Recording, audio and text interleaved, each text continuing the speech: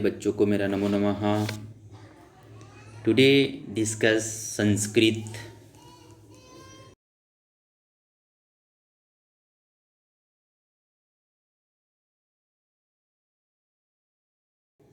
पितृ जो शब्द होती हैं, विभक्ति जो होती हैं, एक वचन जो होते हैं, द्विवचन जो होते हैं, बहुवचन जो होते हैं, मैंने पितृ शब्द को नेक्स्ट वीडियो जो मैंने आपको सेंड किया है उसमें बताया कि पितृ शब्द कैसे होते हैं। ऋकारांत पितृ जो ऋकारांत स्त्रीलिंग मातृ शब्द हैं, इसके बारे में भी चर्चा किया, अध्ययन करवाया कि स्त्रीलिंग क्या होती हैं, ऋकारांत क्या होते हैं। जब भी आप वीडियोज़ को देखेंगे बुक्स को ओपन कीजिएगा और देखिएगा, अच्छे से स्टडी कीजिए। पैराग्राफ्स टू पैराग्राफ्स, वचन्स, द्विवचन्स, बहुवचन्स, विभक्ति, ये सबको अच्छे से देखिएगा। जहाँ आपको समझने में दिक्कत होती है उसको मार्क्स लगा के रखिए और बताइएगा। पुनः मैं आपको उस यूनिट को, उस चैप्टर्स को, उस पैराग्राफ्स को, उस व्याकरण को फिर से मैं बताऊंगा आपको। तो बात करते हैं आज संख्यावाचक शब्द क्या होती हैं एंड सर्वनाम क्या होते हैं, इसके बारे में हम चर्चा करेंगे। संख्यावाचक शब्द पेज नंबर 106 106। संख्यावाचक शब्द गिनती जिसको बोलते हैं, ये आपकी एग्जाम्स में 5 नंबर 4 नंबर के क्वेश्चन पूछे जाते हैं कि आपको क्या करना है, संख्याओं के शब्दों को संस्कृत में लिखिएगा। 1 प्रथम नंबर दिया हुआ है, देखिए प्रथम एकः। 2 नंबर दिया हुआ है, द्वितीय नंबर दिए हुए हैं।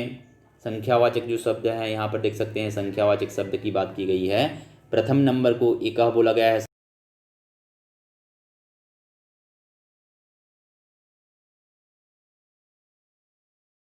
को क्या बोला गया है, दौ। तृतीय नंबर चत्वारः, पंचम, पंच, षष्ठ, सप्त, अष्ट, नौ, 10। ये क्या है, संख्यावाचक शब्द है। इनके जो शब्द दिए हुए हैं, आगे हम और संख्यावाचक को पढ़ेंगे। वो जो संख्यावाचक शब्द हैं वचन के हिसाब से दिए हुए हैं उसमें कि एक वचन जो होंगे कैसे होंगे, बहुवचन द्विवचन के बारे में अच्छे से उसमें क्या दिया गया है, संख्यावाचक को दिया गया है। सॉरी, आप 8 क्लास में जाएंगे, 7th क्लास में जाएंगे, तब आपको स्त्रीलिंग, पुल्लिंग और नपुंसक लिंग के हिसाब से आपको संख्यावाचक को पढ़ने को मिलेगा। तो अभी जो 6 जो क्लास है आपकी, ये क्या है, बेज क्लास है, नीचे क्लास है। इस कारण आपकी जो संख्यावाचक दिए हुए हैं सामान्य तौर पर दिए हुए हैं। जब आप बढ़ेंगे 7th क्लास में जाएंगे, 8th क्लास में जाएंगे, तो आगे आपको समझने को मिलेगा। तो बात करते हैं संख्यावाचक शब्द। संख्यावाचक जो शब्द होते हैं, संख्याओं जो कि संख्या दिए हुए रहते हैं या फिर दिए रहेंगे, नंबर से दिए रहेंगे, उसको क्या करना है, आपको संस्कृत में क्या करना है, लिखना पड़ेगा, आपको लिखना रहेगा। तो एकादश 11 को बताया गया है, द्वादश 12 को बताया गया है, त्रयोदश 13 को बताया गया है, चतुर्दश 14 को बताया गया है, पंचम 10 15 को बताए गए हैं, षोडश 16 को, सप्तदश 17 को, अष्टादश 18 को, नवदश 19 को। अब बिसंती, बिसंती में देखिएगा उसके बाद क्या होती है, एक बिसंती, 1 और 20 दोनों को जोड़ेंगे तो क्या हो जाएगा, 21। तो आपको पहले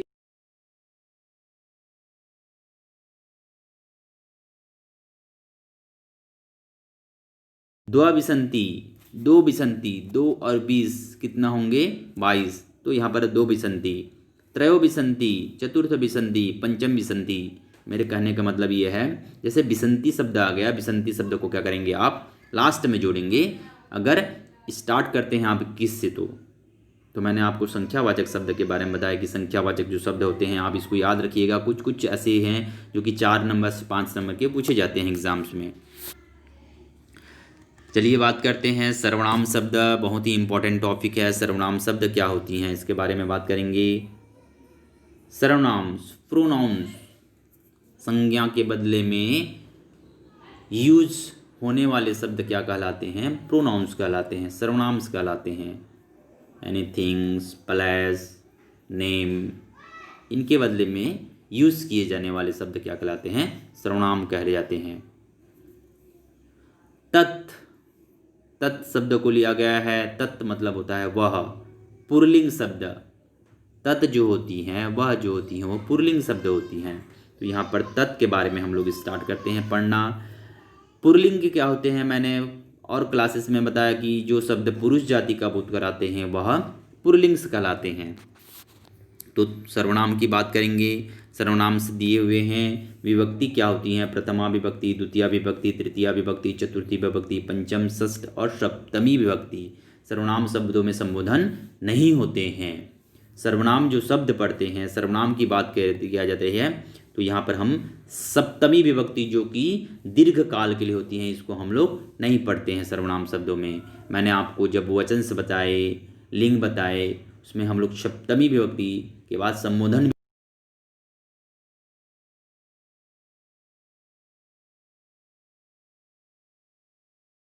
हैं। एक वचन क्या होते हैं, द्विवचन क्या होते हैं और बहुवचन क्या होते हैं। एक ही वस्तु का बोध कराने वाले शब्द एक वचन कहलाते हैं। द्विवचन, दो वस्तु का बोध कराने वाले शब्द द्विवचन कहलाते हैं। और बहुवचन, दो से अधिक वस्तु का बोध कराने वाले शब्द बहुवचन कहलाते हैं।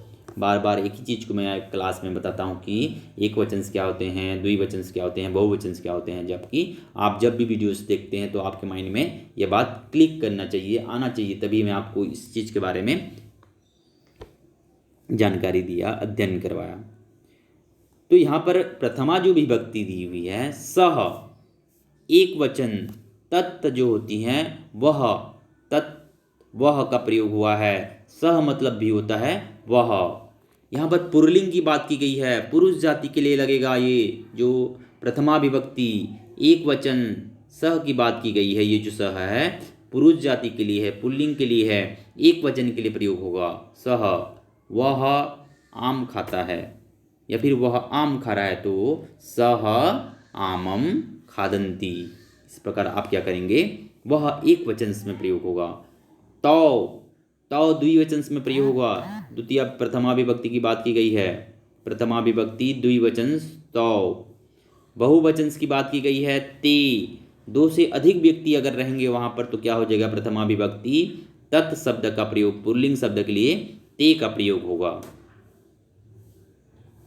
द्वितीय विभक्ति की बात की गई है, तम, तौ, तान। मैंने क्या बताया? द्वितीय जो विभक्ति है यहाँ पर तम की बात की गई है और तौ की बात की गई है और तान की बात की गई है। तो यहाँ पर देख सकते हैं तौ, तौ द्विवचन प्रथमा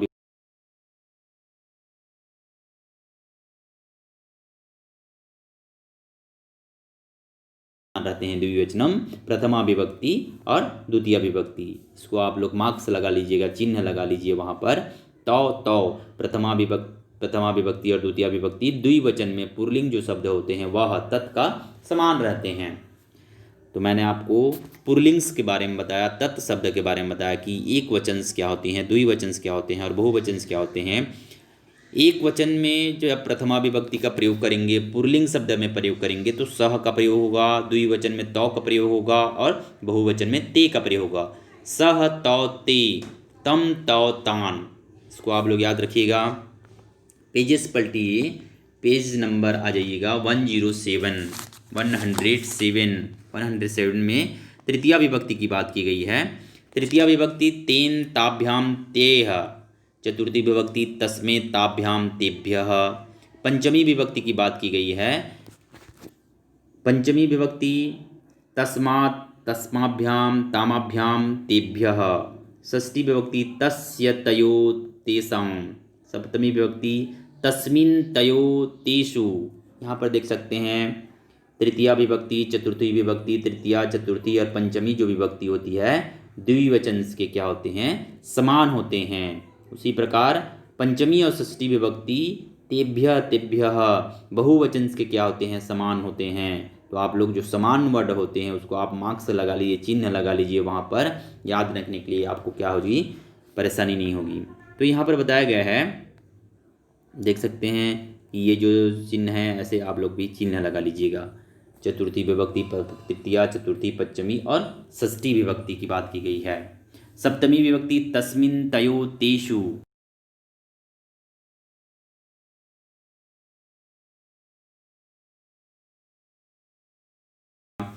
इसमें कुछ क्वेश्चंस पूछे जाते हैं कि सर्वनाम शब्द तत् पुल्लिंग शब्द को क्या करेंगे आप तीनों वचन और विभक्ति में चलाकर लिखिए।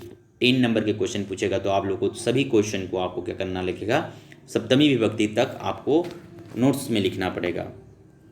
तो देखिए सर्वनाम शब्दों में संबोधन नहीं होते हैं। समान जो रूप दिए हुए हैं एतत् मतलब होता है यह, एषः, एतो, एति। किम मतलब होता है कौन, किम मतलब क्या जाएगा कौन, कह, कौ, के। यत मतलब होता है जो, यह, यौ, ये जो होते हैं ये सब के सब तत् शब्द वह के समान रूप में चलेंगे। मैंने आपको कुछ सर्वनाम के बारे में बताया कि सर्वनाम क्या होते हैं, उनके लिंग के बारे में बताया, उनमें चलने वाले विभक्ति के बारे में बताया, उनके वचन के बारे में मैं आपको जानकारी दिया।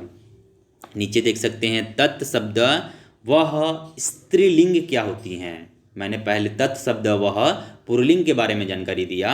अब तत् शब्द स्त्रीलिंग क्या होती हैं इसके बारे में क्या करेंगे हम लोग डिस्कस करेंगे, चर्चा करेंगे कि यहाँ पर तत् शब्द का प्रयोग कैसे हुए हैं। स्त्रीलिंग जो शब्द स्त्री जाति का बोध कराता है, जहाँ स्त्री जाति का बोध होता है वह क्या कहलाते हैं, स्त्रीलिंग कहलाते हैं। जैसे लते, स्मृति, रानी, सुनीता, बसंती, ये सब क्या होते हैं, स्त्रीलिंग से संबंधित होते हैं। तो मैंने आपको स्त्रीलिंग के बारे में बताया। इनके विभक्ति क्या होते हैं, प्रथमा विभक्ति,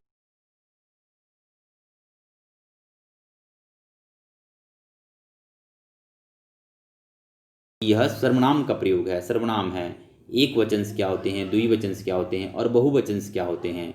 एक वचन जो होते हैं एक ही जाति का बोध कराता है, द्विवचन जो होते हैं वो दो जाति का बोध कराता है और बहुवचन जो होते हैं वह दो से अधिक जाति का बोध कराता है। तो स्त्रीलिंग क्या होते हैं, स्त्रीलिंग और पुल्लिंग में कुछ अंतर है तो आप समझिएगा इसको। प्रथमा विभक्ति की जब बात करेंगे स्त्रीलिंग में बात करेंगे तो वहाँ पर क्या हो जाएगा, एक वचन में सा, पुल्लिंग में क्या हो जाएगा सह, पुल्लिंग में क्या हो जाएगा सह, द्विवचन में क्या हो जाएगा ते, पुल्लिंग में तौ होता है, यहाँ स्त्रीलिंग में ते होते हैं। और बहुवचन की बात करेंगे, द्विवचन का बात कर लिए, एक वचन की बात कर लिए, बहुवचन की बात करेंगे तो यहाँ पर हो जाएगा ता। बहुवचन की बात करते हैं तो ता होता है और पुल्लिंग की बात करते हैं तो वहाँ ते होता है। तो स्त्रीलिंग अलग होते हैं और पुल्लिंग अलग होते हैं। आप देख सकते हैं स्त्रीलिंग की कुछ मीनिंग्स जो दिए हुए हैं वचन के हिसाब से अलग अलग दिए हुए हैं, विभक्ति के हिसाब से अलग अलग दिए हुए हैं। द्वितीया जो विभक्ति होती हैं एक वचन में ताम होता है, द्विवचन में ते होते हैं और बहुवचन में ता होते हैं। तो पुल्लिंग की बात करते हैं तो तम, तौ, तान, यहाँ पर ताम, ते, ता हुआ है, वहाँ पर क्या लगा हुए हैं पुल्लिंग में तम, तौ, तान।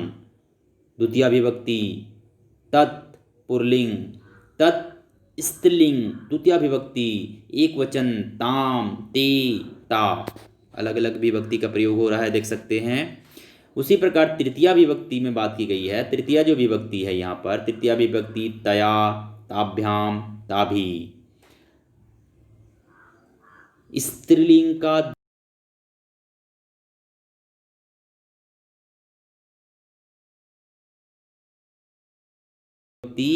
पुल्लिंग और स्त्रीलिंग का सेम होते हैं, समान रूप होते हैं, आप लोग याद रखिएगा। यहाँ पर कुछ समान वर्डों को मैं आपको बता दे रहा हूँ। यहाँ पर समान वर्ड देख सकते हैं ताभी, ताभ्य, ताभ्य, ताहा, ताहा और तस्या, तस्या। ये जो समान वर्ड हैं आप लोग इसको मार्क्स लगाइएगा। समान वर्ड को आपको पढ़ने में आसानी होगी क्योंकि समान वर्ड जो होते हैं उसको आप लोग 2 से 3 बार आप नोट्स में लिखिएगा, रफ कॉपी में लिखिएगा या नोट्स में लिखिएगा। 4th बार आप जब लिखेंगे तो बिना देखे उसको इमेजिन करते हुए लिखने की कोशिश कीजिएगा। आपके जो माइंड्स होते हैं वो बैंकिंग प्रणाली की तरह क्या होती हैं, बैठ जाती हैं। तो तत्शब्द स्त्रीलिंग के बारे में बताया कि तत्शब्द क्या होती हैं, स्त्रीलिंग क्या होती हैं। उसके बाद बात करते हैं समान जो रूप हैं इनके, समान रूप क्या है इनके। एतत् मतलब होता है यह, ऐसा, एते, एतः। किम मतलब होता है कौन, का, के, कहा। यत मतलब होता है या, ये, यह। वहाँ पर किसके बारे में बात की गई थी, यहाँ पर बात की गई थी समान वर्ण एतत् के बारे में ही बात की गई थी, लेकिन मीनिंग्स अलग होते हैं। पुरुष पुल्लिंग में, स्त्रीलिंग में मीनिंग्स अंत होते हैं। ऐसा, एतो, एते हो रहे हैं। किम कौन, कह, कौ, के, यह, यौ, ये देख सकते हैं अलग अलग मीनिंग्स होते हैं। दोनों के मीनिंग्स अलग अलग बताए गए हैं। दोनों के मीनिंग्स जो होते हैं देख सकते हैं अलग अलग समान रूप में जो दिखाए गए हैं, समान रूप जो दिए हुए हैं इसके मीनिंग्स अलग होते हैं। ये जो मीनिंग्स दिए हुए हैं तीनों के मीनिंग्स में क्या है, बहुत ही डिफरेंस है। तो स्त्रीलिंग अलग हैं और पुल्लिंग अलग हैं। आप लोग इसको अच्छे से स्टडी कीजिएगा। उसके बाद बात करते हैं तत्शब्द नपुंसक लिंग। तत्शब्द नपुंसक लिंग, मैंने आपको पुल्लिंग्स के बारे में बताया, स्त्रीलिंग के बारे में बताया। उसके बाद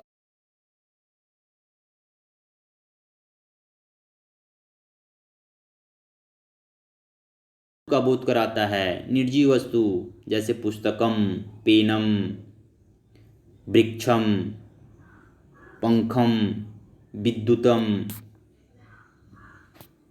बर्तनम, ये सब क्या होते हैं, नपुंसक लिंग होते हैं। टेबल, कुर्सी, आईना, ये सब क्या होते हैं, निर्जीव वस्तु जिसमें कोई जीव नहीं पाया जाता है, वह नपुंसक लिंग कहलाते हैं। तो नपुंसक लिंग के अंतर्गत आने वाले सब चीज़ निर्जीव वस्तु होती हैं। निर्जीव वस्तु नपुंसक लिंग कहलाते हैं। तो विभक्ति क्या होती हैं, यहाँ पर सप्तम विभक्ति के बारे में बताया कि विभक्ति सप्तमी के बाद संबोधन नहीं होते हैं। यहाँ पर एक वचन, द्विवचन और बहुवचन जो चलाकर बताए गए हैं कि प्रथमा विभक्ति में नपुंसक लिंग में कैसे चला जाता है। तत्, ते, तानि, यहाँ पर बताया गया है तत्, ते, तानि। द्विवचन स्त्रीलिंग, द्विवचनम, नपुंसक लिंग सेम होते हैं। क्या मैं बताया, द्विवचन स्त्रीलिंग और द्विवचन नपुंसक लिंग क्या होते हैं, समान होते हैं। ते, ते, द्विवचनम, ताभ्याम, ताभ्याम, ताभ्याम, ये जो वचन होते हैं द्विवचन सेम होते हैं नपुंसक लिंग और पुल्लिंग के। उसी प्रकार एक वचन की बात की गई है। एक वचन में बात की गई है प्रथमा विभक्ति तत्, ते, तानि। क्या बताया गया है, तत्, ते, तानि। द्वितीय विभक्ति एक वचन तत्, ते, तानि। नपुंसक लिंग की हमेशा बात की गई है कि प्रथमा विभक्ति और द्वितीय विभक्ति जो होते हैं एक वचन, द्विवचन और बहुवचन एक समान होते हैं। ये जो होते हैं ये एक समान होते हैं, इसको याद रखिएगा, एक समान होते हैं।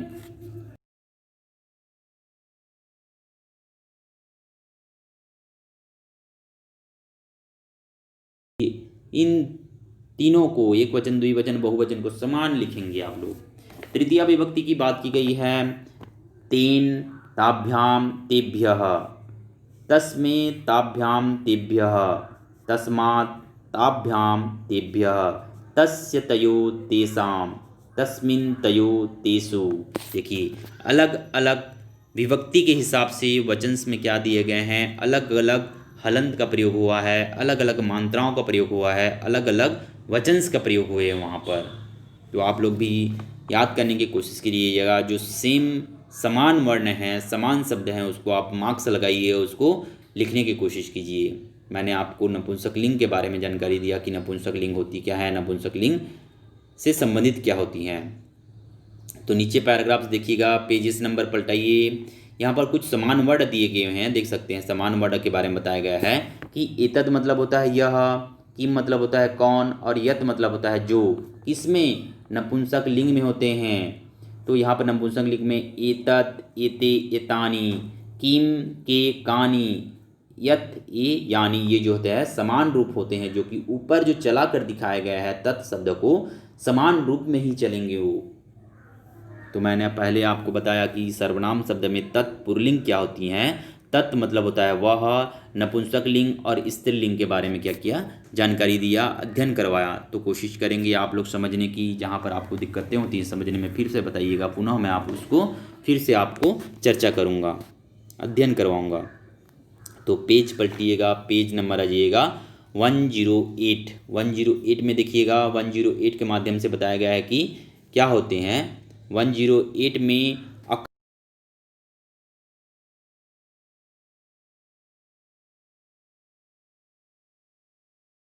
अस्मत जो होती हैं, मैं, अस्मत का प्रयोग होता है मैं के लिए, हम के लिए, तीनों लिंग के समान होते हैं, बहुत ही इम्पोर्टेंट हैं। आप लोग याद रखिएगा, अस्मत और इस्मत क्वेश्चन में पूछे जाने वाले इम्पोर्टेंट हैं। ये क्या है, स्टार लगा लीजिए यहाँ पर, अस्मत और इस्मत को स्टार लगा लीजिए। अस्मत, मैं, हम तीनों लिंगों में समान होते हैं। कौन से लिंगों में? पुल्लिंग, स्त्रीलिंग और नपुंसक लिंग में ये क्या होती हैं, अस्मत समान लिंगों में चलती हैं।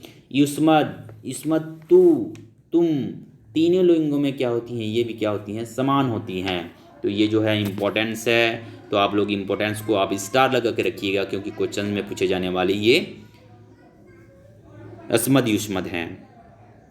विभक्ति, मैंने आपको बताया कि विभक्ति जो होती हैं, संबोधन का प्रयोग सर्वनाम में नहीं होता है, हाँ, संबोधन का प्रयोग नहीं होता है। उसी प्रकार वचनम्स क्या होते हैं, द्विवचनम्स क्या होते हैं, बहुवचनम्स क्या होते हैं, इसके बारे में चर्चा किया। ये जो अस्मत् शब्द है, तीनों लिंग मैंने आपको क्या क्या बताया, स्त्री लिंग, पुल्लिंग और नपुंसक लिंग में क्या होती हैं, समान होती हैं, मैं बताया। तो अहम, मैं का प्रयोग किसमें होता है, अहम के लिए होता है, हम, या फिर हम का प्रयोग वयम के लिए होता है। उसी प्रकार अहम का व्याप्त की गई है, देख सकते हैं प्रथमा विभक्ति, अहम, आवाम, वयम। अहम, मैं, आवाम, दो, आवाम मतलब होता है दो, वे दो, या फिर हम दो की बात की गई है। और वयम, हम सब की बात की गई है, क्योंकि बहुवचन का प्रयोग है यहाँ पर द्विवचन के प्रयोग है, और यहाँ पर एक वचन का प्रयोग है।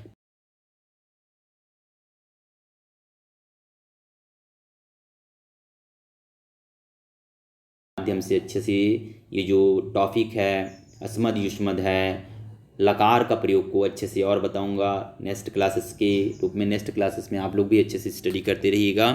तो यहाँ पर अस्मद जो शब्द है, मैं, हम तीनों के समान चला गया है। तो बताया गया है कि द्वितीय वचन में द्वितीय विभक्ति में माम, आवाम, अवान, असमान, मया, अवाभ्याम, अस्माभिः, मह्यम, आवायाम, आवाभ्याम, अस्मभ्यम, मत, आवाभ्याम, अस्मत्, मम, आवयो, अस्माकम, मयि, आवयो, अस्मासु। ये चीज़ को आप लोग याद रखने की कोशिश करेंगी। आपको याद करने में परेशानी होगी थोड़ा सा, क्योंकि मैं भी जब इसको पढ़ रहा था, मैं भी इसको जब 6, 7, 8 क्लास में मैं पढ़ाई किया, तो मेरे को भी दिक्कत हुई थी, मेरे को भी बोर लगती थी कि ये जो अस्मत् शब्द है, युष्मत् शब्द है, वचन शब्द है, व्याकरण शब्द है, दिक्कत हुई थी। तो आप लोग स्टडी करने की कोशिश कीजिएगा, समझने की कोशिश कीजिएगा कि कैसे हो रहे हैं। यहाँ पर कुछ ऐसे वर्ण हैं जिसको आप लोग को याद रखना बहुत ज़रूरी है, जैसे अहम, आवाम, वयम। अहम मतलब होता है मैं, आवाम मतलब होता है हम दो, वयम मतलब होता है हम सब। तो इसको आप लोग याद रखिएगा कि एक वचन में कैसे चलाए जा रहे हैं, द्विवचन में कैसे चलाए जा रहे हैं, और बहुवचन में कैसे चलाए जा रहे हैं। उसी प्रकार बात की गई है युष्मत् शब्द की, तू, तुम, तीनों लिंगों में समान होते हैं। कौन कौन से लिंग में समान होते हैं, मैं एक बार और बताना चाहूँगा आप लोग को कि स्त्रीलिंग जो होती हैं, पुल्लिंग जो होती हैं, और नपुंसक लिंग जो होती हैं, ये तीनों वचन में क्या होती हैं, समान होती हैं। तो युष्मत् शब्द तीनों लिंग के समान कैसे होते हैं, उसी प्रकार बताया गया है कि एक वचन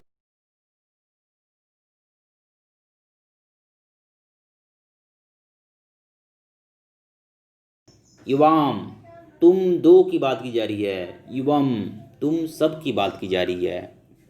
सब की बात क्यों की जा रही है, आप लोग को याद हो रहा है, समझ में आ रहा है कि नहीं आ रहा है, ये पहले स्टडी करते रहेंगी, है ना, तो दिमाग में थोड़ा सा रखिएगा। युवम जो होती हैं तुम सब के लिए होती हैं, और युवाम जो होती हैं तुम दो के लिए होती हैं, और त्वम जो होती हैं तुम के लिए होती हैं।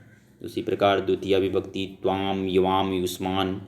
तृतीया विभक्ति त्वया, त्वाभ्य, त्वाभ्याम, तुष्माभिः। चतुर्थी विभक्ति तुभ्यम, तुआभ्याम और युष्मभ्यः। पंचमी विभक्ति त्वत्, युवाभ्याम, युष्मत्। षष्ठी विभक्ति तौ, युववो, युवस्माकं। सप्तमी विभक्ति तवयु, तवयि, युवयो, युष्मासु। ये जो मैंने आपको क्या बताया कि युष्मत के पढ़ के मैं बताया, तो कुछ समान जो वर्ण हैं इसको आप लोग याद रखने की कोशिश कीजिएगा। जैसे यहाँ पर समान वर्ण दिए हुए हैं, तृतीया, चतुर्थी और पंचमी। युवाम, युवाम जो दिए हुए हैं यहाँ पर प्रथमी और द्वितीया। तो आप लोग याद रखिएगा, कुछ समान वर्ण को कोशिश कीजिए याद रखने की।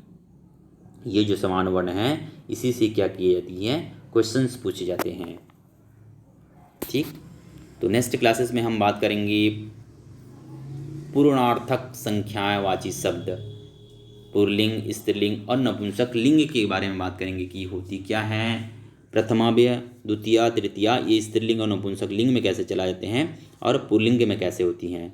तो नेक्स्ट क्लासेस के लिए हम बात करेंगे पूर्णार्थक संख्यावाचक शब्द। तो आप लोग अच्छे से स्टडी करके आइएगा। बाय बेटा।